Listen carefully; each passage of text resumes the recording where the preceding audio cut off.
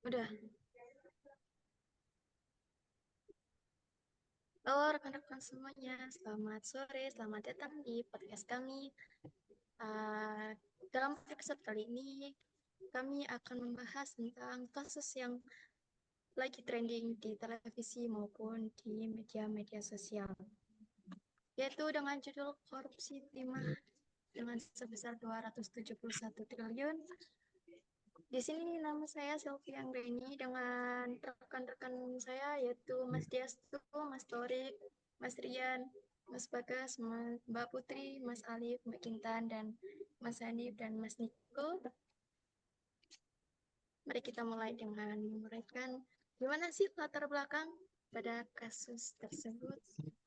Untuk yang pertama, saya boleh menanyakan kepada Mas Torik, gimana Mas Torik dengan berita-berita tersebut? Siapa aja yang terlibat dalam kasus tersebut?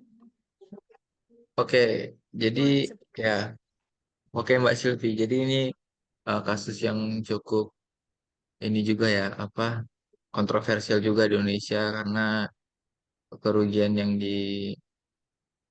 diakibatkan oleh negara itu ya mencapai 270 T, di mana itu jumlah yang cukup banyak dan gak sedikit. Oke, jadi korupsi ini menyoroti masalah serius dalam pengelolaan sektor sumber daya alam di Indonesia. Kasus tersebut mencerminkan kelemahan dalam pengawasan dan kontrol terhadap aktivitas ekstraktif seperti penambangan timah. Korupsi dalam sektor SDA memiliki dampak yang sangat merugikan. Selain menyebabkan kerugian finansial yang besar bagi negara, korupsi ini juga menimbulkan dampak sosial dan lingkungan yang serius. Masyarakat yang tinggal di sekitar wilayah penambangan seringkali menjadi korban, baik secara langsung maupun tidak langsung. Selain itu, kerusakan lingkungan akibat aktivitas penambangan yang tidak terkontrol juga menjadi perhatian yang serius. Kemudian kejadian tersebut juga menyoroti pentingnya momentum pembenahan dalam sektor SDA. Kasus korupsi yang terungkap menjadi panggilan bagi pemerintah dan seluruh pemangku kepentingan untuk melakukan reformasi dalam pengelolaan SDA. Langkah-langkah yang diambil harus bertujuan untuk meningkatkan transparansi, akuntabilitas, dan integritas dalam semua aspek pengelolaan SDA, mulai dari perizinan hingga pengawasan terhadap kegiatan ekstraktif. Dalam rangka memperbaiki sektor SDA, diperlukan kerjasama antara pemerintah, lembaga anti korupsi, industri, masyarakat sipil, dan pihak-pihak terkait lainnya. Penegakan hukum yang tegas terhadap pelaku korupsi harus menjadi prioritas, sementara langkah-langkah preventif juga perlu dikuat. Upaya pemberantasan korupsi harus disertai dengan langkah-langkah konkret untuk memperbaiki sistem regulasi, meningkatkan transparansi dalam proses pengambilan keputusan, dan memperkuat mekanisme pengawasan. Dengan memperbaiki pengelolaan sektor SDA, Indonesia dapat mengoptimalkan potensi SDA-nya untuk mendukung pembangunan berkelanjutan dan kesejahteraan masyarakat.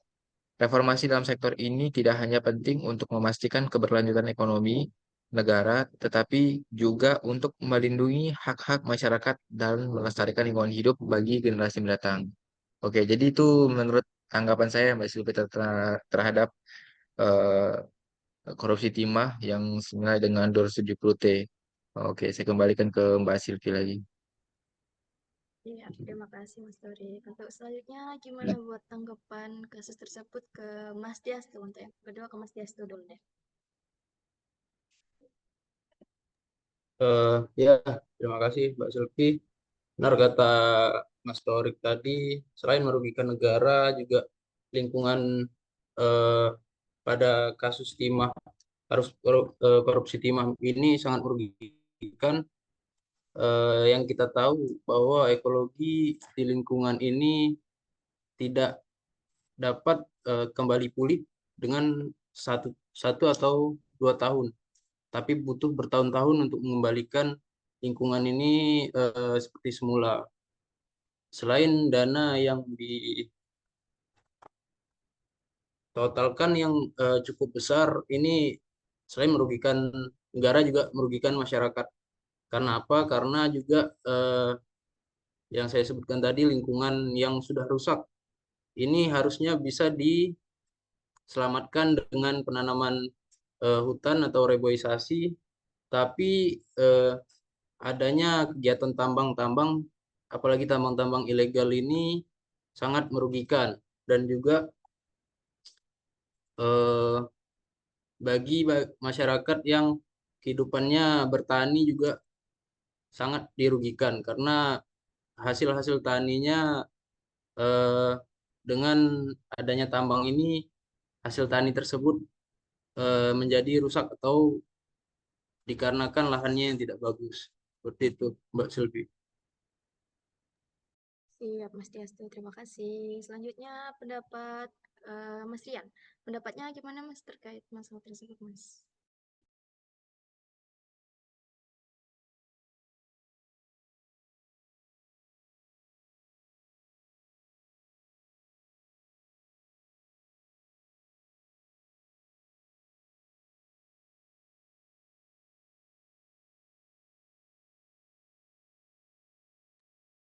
Gimana, Mas Rian? Oke, untuk tanggapan saya ya, eh, Mbak Mbak Silvi dan Mas Torik dan Mas Diastu ya sama. Namun yang saya sayangkan itu kepada oknum yang telah menyalahgunakan hasil dari sumber daya alam berupa timah yang ada di daerah tersebut itu digunakan untuk poya-poya ya Ibu Sylvia. Dan juga selain itu juga uangnya juga selain untuk berpoya-poya, selanjutnya uangnya juga itu digunakan untuk kepentingan pribadi, Bu. Jadi tidak ada itikat untuk mereboisasi atau menghidupkan kembali lah tempat yang sudah jadikan tambang tersebut, Ibu. Dan juga nominal dari hasil dari korupsi tersebut ya juga besar ya, Bu ya. Tidak main-main ya. Iya, 271 triliun.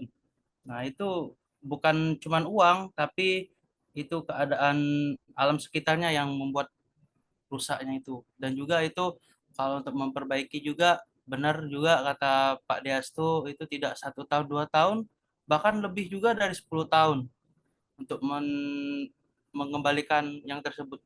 Itu pun kalau dikembalikan juga tentu seperti sedia kala lagi itu Bu Silvi. Nah, masih mungkin juga penuh kekurangan mungkin dari yang ini namun sudah lebih baik. Ya mungkin itu saja Bu Silvi dari saya. Terima kasih. terima kasih, Mas Rian. Selanjutnya ke Mas Hanif nih, Mas Hanif. Gimana, Mas Hanif, pendapatnya tentang kasus 271 T itu? Terima kasih Mbak Sylvia. Mungkin pendapat saya kasus korupsi yang terjadi di atas itu merupakan bagian dari rezim korupsi sektor sumber daya alam ya atau SDA. Pada prinsipnya korupsi pada sumber daya alam memiliki modus yang sama dengan korupsi pada umumnya seperti gratifikasi, penyuapan, kronisme atau benturan kepentingan. Hal yang membedakan dengan korupsi pada sektor lainnya adalah terletak pada berbagai bentuk korupsi tersebut dilakukan untuk mendapatkan manfaat sebanyak-banyaknya dari alam, dengan mengabaikan kepentingan ekosistem dan pembangunan berkelanjutan. Seperti layaknya fenomena gunung es, mungkin korupsi timah 271 triliun dapat dikatakan hanya sebagian kecil saja kasus mengenai penyalahgunaan izin usaha pertambangan yang terungkap ke permukaan. Besar kemungkinan modus korupsi yang sama terjadi pada berbagai perusahaan lainnya. Sejumlah permasalahan yang menjadi penyebab kerentanan korupsi berkaitan sumber daya alam, di antaranya mengenai ketidakpastian hukum dan perizinan, dan kurang memadainya sistem akuntabilitas, lemahnya pengawasan, dan kelemahan sistem pengendalian manajemen. Ya, cukup Mbak. Saya kembalikan ke Mbak Sylvia. Terima kasih. Sudah? Oke, ya. Terima kasih, Mas. Selanjutnya Mas Niko nih, Mas Niko, gimana Mas?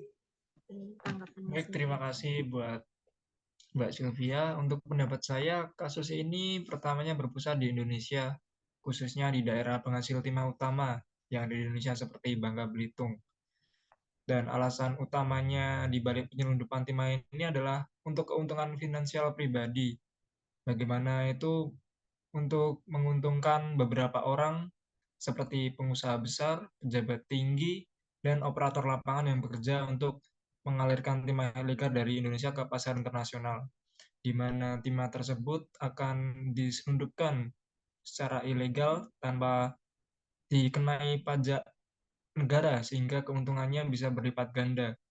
Dan kasus ini merupakan modus operasi para pelaku, melibatkan pemalsuan dokumen, penyuapan pejabat, dan penggunaan jalur penyelundupan yang sulit dideteksi. Sehingga pemerintah perlu melakukan penanganan yang diperlukan, termasuk perbaikan sistem pengawasan dan penegakan hukum, serta peninjauan ulang regulasi perdagangan dan perdagangan timah. Selain itu, kolaborasi internasional diperlukan untuk menghentikan jaringan penyelundupan dan memastikan bahwa timah yang diperdagangkan adalah legal dan mengikuti aturan yang berlaku, Mbak. Begitu. Siap, terima kasih Mas. Bagus ya pendapatnya ya. Selanjutnya ke Mas Alif, gimana Mas pendapatnya Mas?